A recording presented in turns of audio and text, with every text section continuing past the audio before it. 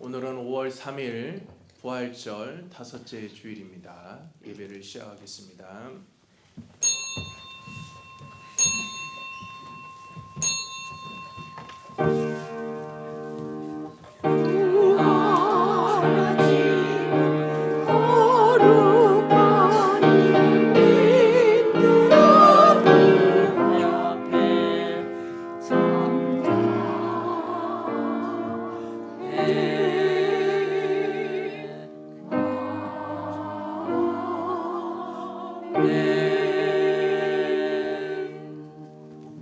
찬송가 10장 1절 부르시겠습니다.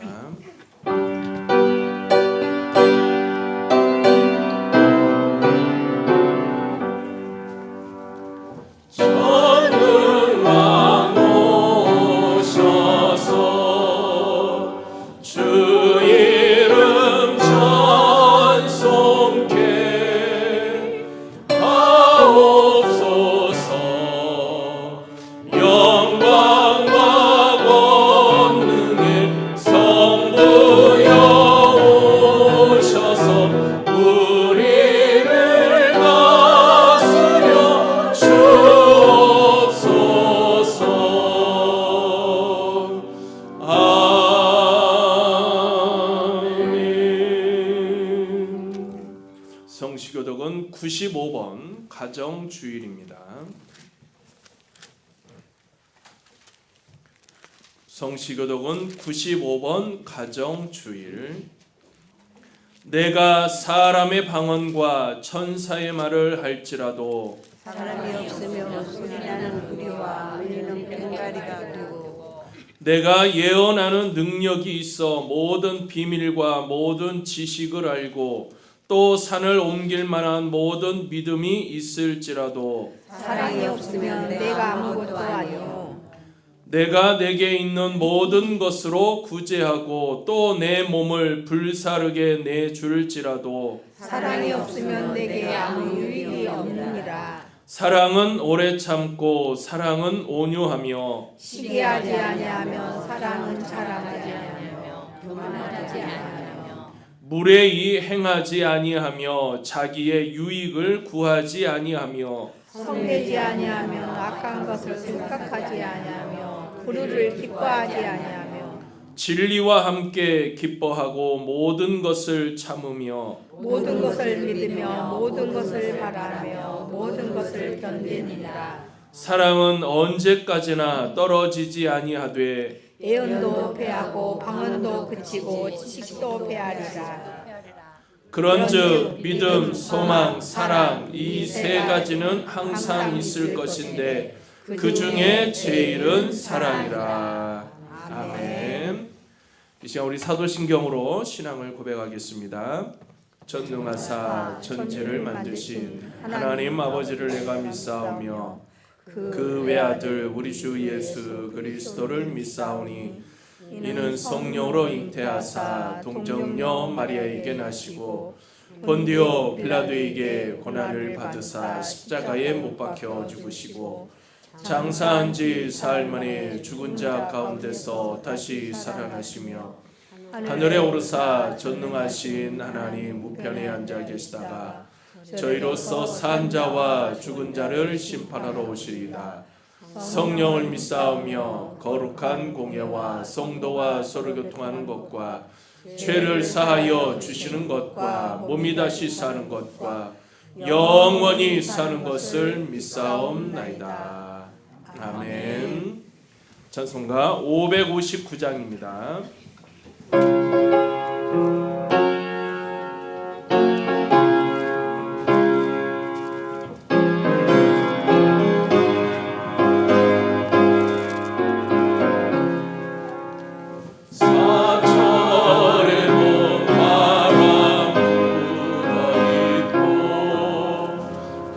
하나님 아버지 모셨으니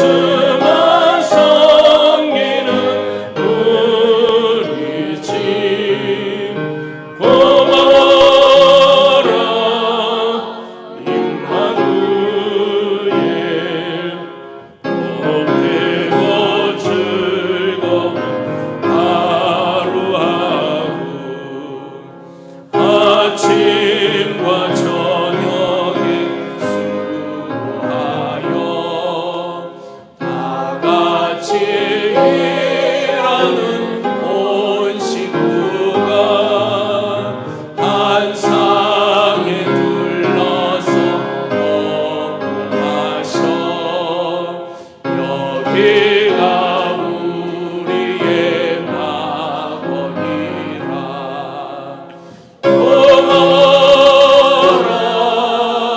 임마누엘 예수만 섬기는 우리 집 고마워라 임마누엘 복되고 즐거운 하루하루. 오늘 함께 나눌 말씀 시편 128편 1절에서 6절, 구약성경 899쪽에 있습니다. 여호와를 경외하며 그의 길을 걷는 자마다 복이 있도다. 내가 내 손이 수고한 대로 먹을 것이라. 내가 복되고 형통하리로다. 내 집 안방에 있는 내 아내는 결실한 포도나무 같으며 내 식탁에 둘러앉은 자식들은 어린 감람나무 같으리로다. 여호와를 경외하는 자는 이같이 복을 얻으리로다. 여호와께서 시온에서 내게 복을 주실지어다. 너는 평생에 예루살렘의 번영을 보며 내 자식의 자식을 볼지어다. 이스라엘에게 평강이 있을지로다. 아멘. 할렐루야. 찬양대에 찬양이 있겠습니다.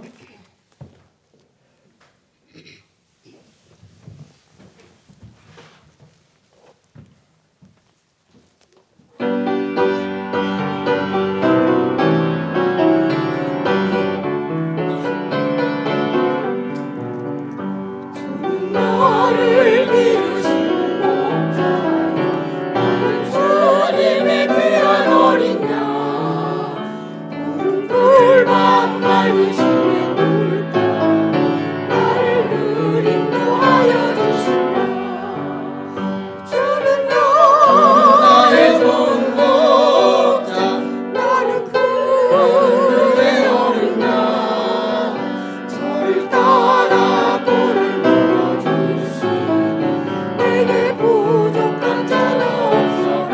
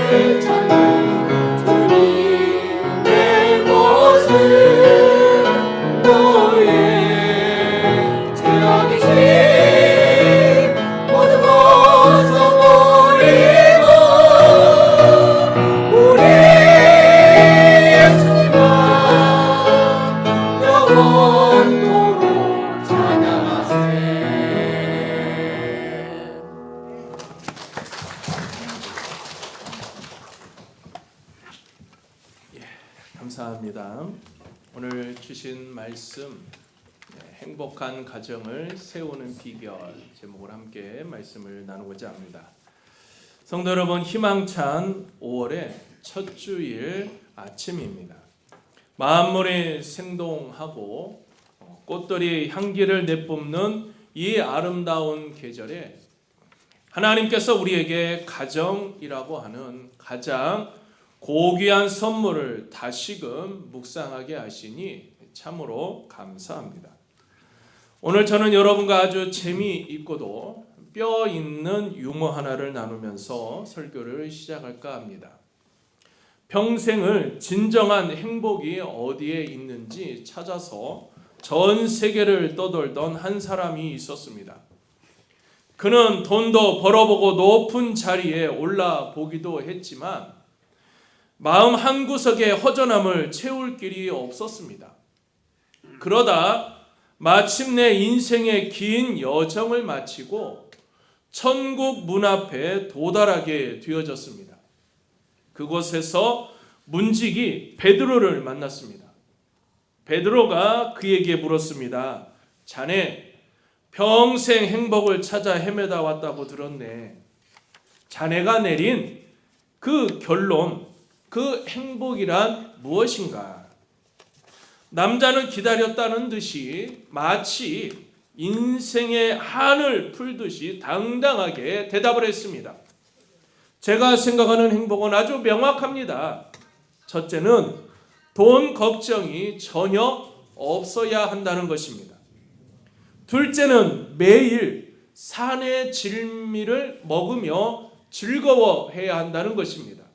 그리고 무엇보다 중요한 셋째, 나를 끊임없이 귀찮게 하고 잔소리하는 마누라와 철없는 애들이 절대로 없는 것입니다 라고 얘기를 했어요. 그러자 베드로가 껄껄 웃으며 그의 어깨를 두드렸습니다. 이 사람아, 자네가 찾는 그곳은 천국이 아니라네. 성경에도 없는 독신자 수용소나 고립된 감옥이지. 진짜 천국은 자네를 귀찮게 하던 그 사람들이 살아있음에 감사하고 그들의 잔소리가 그리워질 만큼 고마워지기 시작할 때 비로소 천국의 문이 열리는 법이라네 라고 이야기를 해주었다는 것이죠.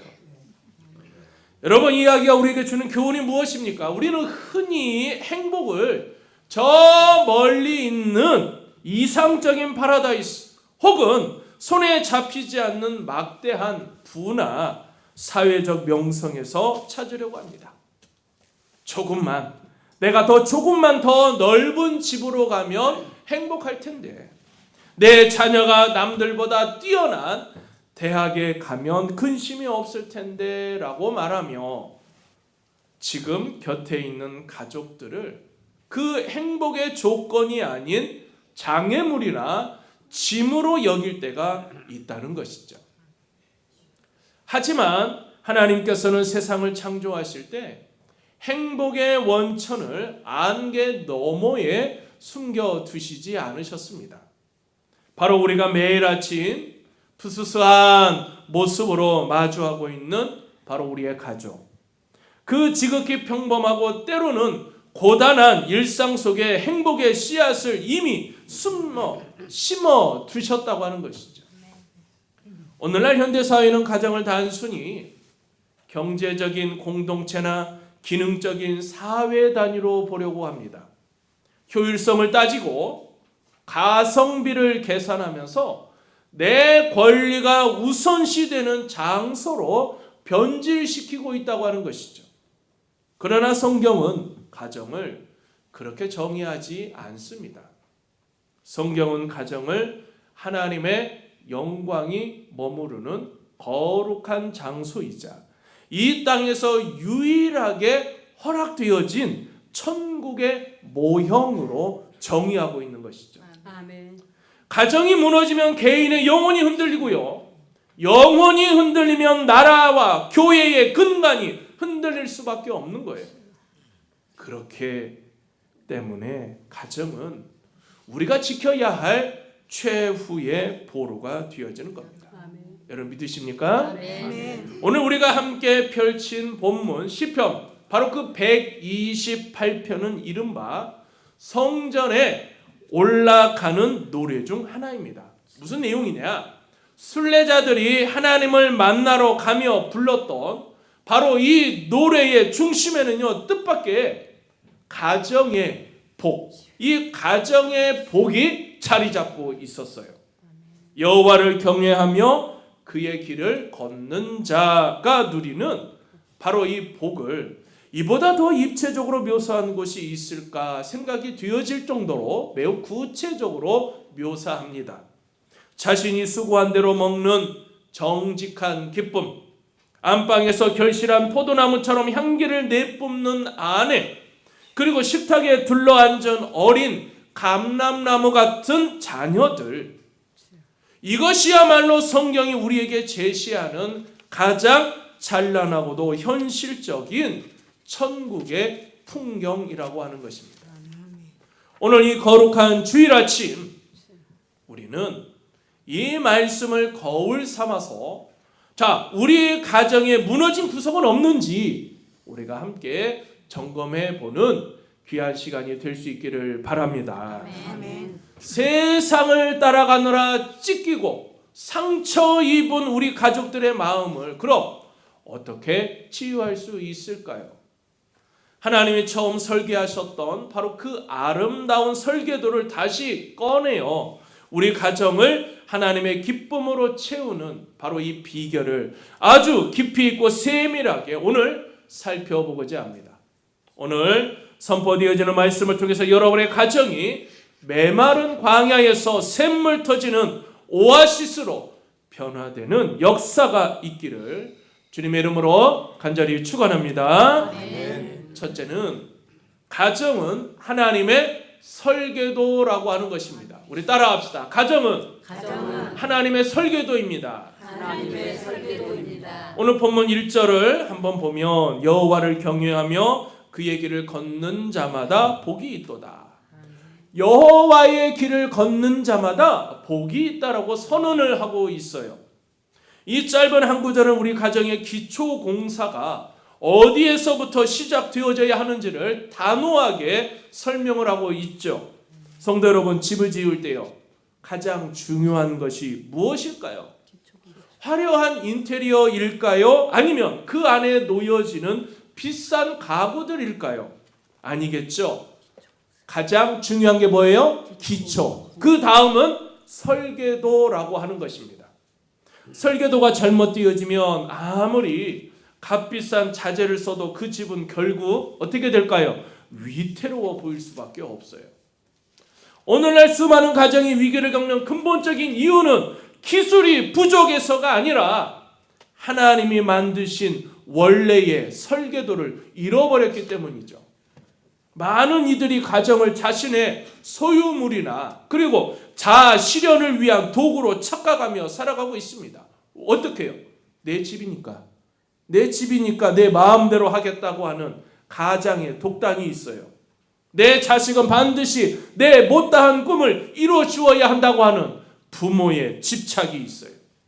혹은 내 행복이 최우선이니 언제든 관계를 끊을 수 있다고 하는 이 개인주의가 들어오는 순간 하나님이 그려놓으신 아름다운 설계도는요, 사정없이 뒤엉키고 마는 겁니다. 집을 지을 때 설계도 없이 내가 내 마음대로 내가 이렇게 해도 되겠지, 내가 이렇게 해도 되겠지, 그냥 벽돌을 쌓으면요, 결국은 그 무게를 견디지 못하고 무너지는 거예요. 그렇듯이 창조주 하나님의 원리를 무시한 가정은요, 세상의 작은 경제적인 풍파나 아니면 사소한 감정의 바람에도 뿌리채 흔들릴 수밖에 없는 것이죠. 하나님께서는 인류의 역사를 시작하실 때요, 국가나 학교를 먼저 만드신 것이 아니라 가정을 먼저 만드셨다고 하는 이 사실을 우리가 분명히 깨달아야 합니다. 창세기 2장 잘 아시죠? 하나님은 아담과 하와를 직접 맺어 주시면서 그들의 결합을 축복해 주셨습니다. 그리고 하나님께서 너무나도 마음에 들어서 보시기에 심히 뭐라고 그랬어요? 좋았더라. 보시기에 심히 좋았더라고 말씀을 하십니다. 여기서 우리는 가장 중요한 진리를 발견하는 거예요. 가정의 오리지널, 이 디자인, 즉 원형은 인간의 편이나 외로움을 달래기 위한 수단이 아니라 하나님의 기쁨을 위한 것이었다라고 하는 이 사실입니다. 하나님의 기쁨을 위한 가장 기본적인 단위. 따라서 우리 가정에 문제가 생겼을 때 우리가 가장 먼저 해야 할 일은 뭘까요? 서로를 비난하는 것이 아니라 먼지 쌓인 하나님의 설계도를 다시 꺼내 드는 것입니다. 이 하나님의 설계도에서 가장 핵심적인 원리는 바로 권위의 질서와 주권의 인정이라고 하는 것이죠. 하나님이 우리 가정의 진정한 머리가 되시고 그 통치 아래 남편과 아내가 서로를 그리스도께서 교회를 대하듯, 교회가 그리스도를 대하듯 존중하는 것입니다.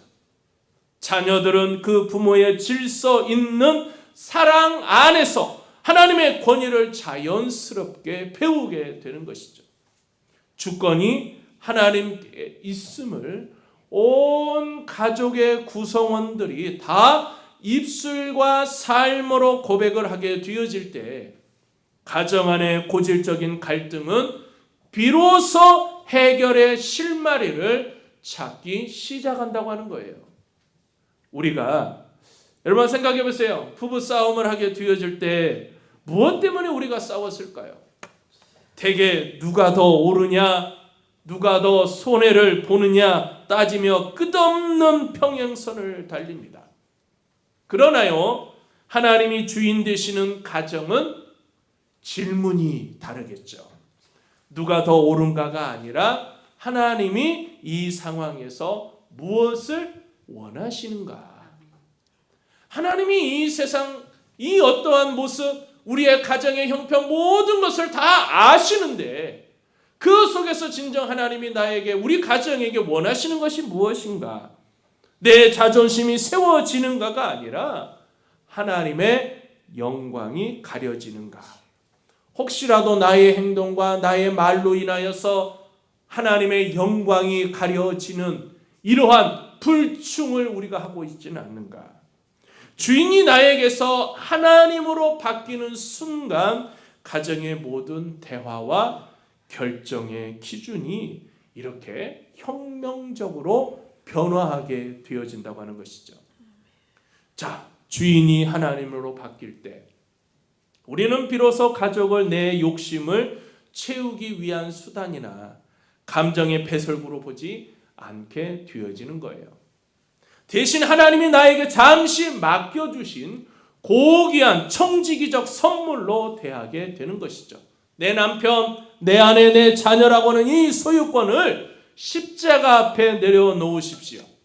그들을 나의 부속물이 아니라 독립되어진 하나의 하나님의 형상으로 바라보기 시작하게 되어질 때 비로소 가정은 세상의 거친 풍랑 속에서도 침몰하지 않는 견고한 방주가 되어주며 세상이 줄 수 없는 진정한 하늘의 안식처가 될 수 있다라고 하는 거예요. 아멘. 기초가 튼튼한 집은 결국 비바람이 친다고 할지라도 무너지지 않습니다. 여호와를 경외하는 기초 위에 세워진 여러분의 가정은 어떠한 위기 속에서도 하나님의 복을 누리는 영적인 명가가 될 수 있음을 믿으시기를 바랍니다. 아멘. 두 번째로는요, 사랑은 표현되어질 때 완성되어진다라고 하는 거예요. 자, 오늘 3절의 말씀을 보면 내 집 안방에 있는 내 아내는 결실한 포도나무 같으며 내 식탁에 둘러앉은 자식들은 어린 감람나무 같으리로다. 이 구절에서 주목할 단어가 뭘까요? 저는 3절의 말씀에 식탁이라고 하는 단어가 있어요. 가족이 함께 모여 얼굴을 마주보고 대화하며 영적인 허기를 채우는 장소. 오늘날 우리의 가정은 어떻습니까? 한 울타리 안에 있어도요, 각자 스마트폰을 바라보거나 아니면 자기 방문을 닫고 들어가는 고립되어진 섬들이 되어져 가고 있습니다. 아파트 안에 내 가정의 구성원들이 있지만 우리는 예전에 방은 어때요? 잠을 자러 가는 공간이었죠. 모든 생활들은 다 거실이라고 하는 공간 속에서 다 지지고 볶고 그 안에서 행동을 해왔습니다. 그런데 오늘날 우리의 자녀들의 가정은 어때요? 보면 다 각자의 방에 들어가 버립니다. 그럼 거실에, 내 자녀들의 집에 놀러 갔는데 나는 어디에 있어요? 거실에. 나 혼자 그냥 덩그러니 앉아 있습니다. 혹여나 지나가다가 내 자녀가 한번 그냥 안부나 한번 묻죠. 지나가다가 내 아들이, 내 며느리가, 아니면 내 딸이, 내 사이가 그냥 어떻게 괜찮으세요? 어때요? 이 정도 묻지 손주들과 대화할 수 있는 시간이 없어요. 그들은 다 어디가 있어요? 각자의 방에 들어가 있습니다. 현대의 식탁은 단순히 끼니를 때우는 장소, 이렇게 변질되고 만 것이죠. 하지만 성경적인 식탁은 교제와 치유의 공간이었다고 하는 겁니다. 사랑은 마음속으로만 머물러서는 안 돼요. 왜냐하면 사랑이라고 하는 단어가 동사이며 반드시 따뜻한 언어와 행위로 표현되어져야 완성이 되어지기 때문이죠. 가장 가깝다고 하는 이유로 사실 우리는 종종 예의가 없었습니다. 너무나도 예의가 없이 행동했던 우리의 모습들을 발견할 수 있죠. 밖에서는 어때요? 점잖은 신사숙녀인 우리가 왜 가장 소중한 가족에게는 날카로운 가시가 되겠습니까? 다 알겠거니 하는 태도가 가정을 무너뜨린다고 하는 것이죠. 성경은 사랑이 무례히 행하지 않는 것이라고 가르치고 있습니다. 우리가 성시교독에서도 함께 읽었는데 오늘부터 여러분 세 가지의 언어를 가정의 식탁에 올리면 좋겠습니다. 첫째는 작은 배려에도 감사를 표하는 고마워요. 둘째는 자존심을 내려놓고 관계를 회복시키는 미안해요. 셋째는 조건 없이 존재 자체를 축복하는 사랑해요라고 하는 것입니다. 자, 고마워요, 미안해요, 사랑해요. 이 짧은 고백들이요, 식탁 위에 오갈 때 그곳이 바로 에덴 동산이 되어지는 거예요. 천국이 되는 것입니다. 표현되어진 사랑만이 가족의 마음속에 쌓인 차가운 오해의 벽을 녹이는 유일한 햇살이 된다고 하는 이 사실을 여러분 꼭 기억하시기를 바랍니다. 아멘. 세 번째는 믿음의 유산을 전수하는 통로가 가정이라고 하는 것입니다. 오늘 본문 4절에서 6절은 자, 이 복이라고 하는 것, 하나님의 은혜로 말미암아 주어지는 이 복이라고 하는 것이 당대에 그치지 아니하고 대를 이어 예루살렘의 번영과 자식의 또한 자식을 보는 데까지 이어지게 될 것이다 라고 축복하고 있습니다. 가정이 중요한 영적인 이유가 뭘까요? 단순히 우리가 편안히 쉬는 곳이기 때문이 아니라 그것이 바로 하나님의 살아계심과 그리고 은혜의 역사가 다음 세대로 흘러가는 거룩한 통로이기 때문이라고 하는 거예요. 이 가정이라고 하는 것이 영적인 대가, 영적인 흐름이 계속 이어지는 거룩한 통로가 되어져야 하는 것이죠.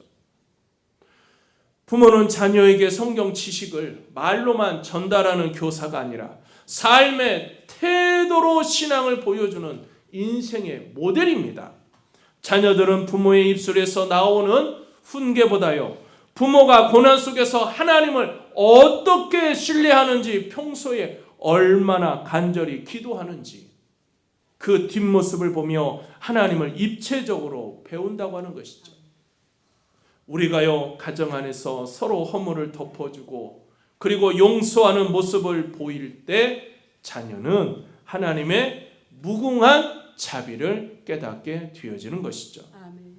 그러면 어떻게 될까요? 환난 중에서도 찬송하며 예배를 최우선으로 여기는 모습을 보는 이 자녀들은요, 하나님을 살아계신 하나님이시구나, 바로 실제하는 하나님으로 바라보게 되어진다고 하는 것이죠. 아멘. 그 하나님이 살아계십니다. 그 하나님이 지금 이 시간에도 역사하십니다. 아멘. 라고 하는 이 고백이 그 가정 속에서 나타나게 되는 거예요. 아멘. 최고의 유산이 부동산이나 아니면 요즘 막 주식 열풍이죠. 주식이 아니면 통장의 잔고가 아니라 우리 부모님은 참으로 하나님을 경외하셨고 사랑하셨던 분이야. 아멘. 이게 바로 진정한 믿음의 유산이 되어져야 한다는 것입니다. 우리가 이제 5월을 맞이했습니다. 5월은 가정의 달이라고 맞이하죠.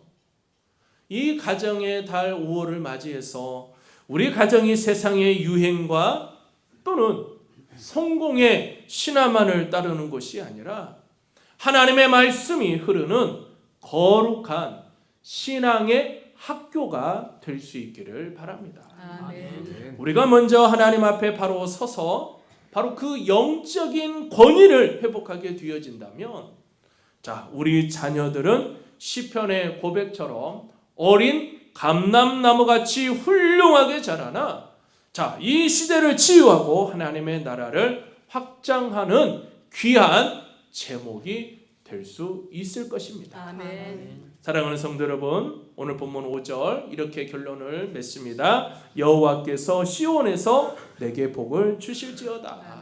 아멘. 아멘. 가정의 복은 우리가 땀 흘려 노력해서 쟁취하는 성취물이 아니라 오늘 성소 바로 시온으로부터 내려오는 전적인 하나님의 은혜의 선물이라고 고백하고 있는 것이죠. 아멘. 만약 지금 여러분의 가정이 깨어진 바로 이 유리 조각처럼 날카로운 상처로 가득하다면 인간적인 방법으로 수리하려고 애쓰기보다 먼저 여러분 이제는 그 설계도를 꺼내 들으시고 하나님 앞에 나아가십시오. 아멘. 하나님께서 가장 먼저 가정을 창조하셨던 그 가장 먼저 오리지널 그 가정의 모습을 우리가 발견하고 그것에서 아무리 하나님께서요 망가진 가정이라고 할지라도 하나님께서 세워주셨으니까 여러분 사용하다 여러분의 물건이 TV나 냉장고 고장나면 어떻게 하실 거예요? 바로 버려요? 고쳐요. 아니죠. 고치겠죠. AS 기사를 부를 것 아닙니까? 이제는 여러분들의 가정을 문제를 하나님 앞에 가지고 나오십시오. 하나님께서 고쳐주실 것 아닙니까? 아멘. 이번 한 주간 우리 가정을 위해 눈물로 무릎 꿇는 시간을 가지시기를 바랍니다. 아멘. 세상에서 지치고 상처받은 가족들이 집으로 돌아오게 되어질 때 지옥의 연속이구나가 아니라 그래 이곳에 오니 살 것 같다. 이곳에 오니 살 것 같다고 느끼며 숨을 쉴 수 있는 따뜻한 사랑의 울타리를 만드시기를 바랍니다. 아멘. 5월의 푸르름과 생동감처럼 여러분의 가정이 잃어버렸던 웃음꽃이 활짝 피어나기를 바랍니다. 아멘. 하나님을 진정으로 경외하는 여러분의 바로 그 결단을 통해서 여러분의 가정이 이 땅에서요 이제 천국의 모형을 미리 맛보고 누리는 이 세상에서 가장 행복하고 거룩한 장소가 되어지기를 주님의 이름으로 간절히 축원합니다. 아멘. 기도드리겠습니다. 고마우신 아버지 하나님, 오늘 이 시간에도 우리의 삶 속에 하나님의 은혜와 역사가 능력이 가득한 우리 반월제단이 되어지게 하여 주옵소서. 주님 전에 올라온 우리 모든 성도들의 온전히 하나님의 영광을 드러내게 하여 주시고 감사의 시간들을 갖게 하여 주시고 5월 가정의 달을 맞이하여 행복한 가정을 세우는 비결을 저희들이 꼭 실천할 수 있도록 은혜 베풀어 주옵소서. 예수님의 이름으로 기도드리옵나이다. 아멘.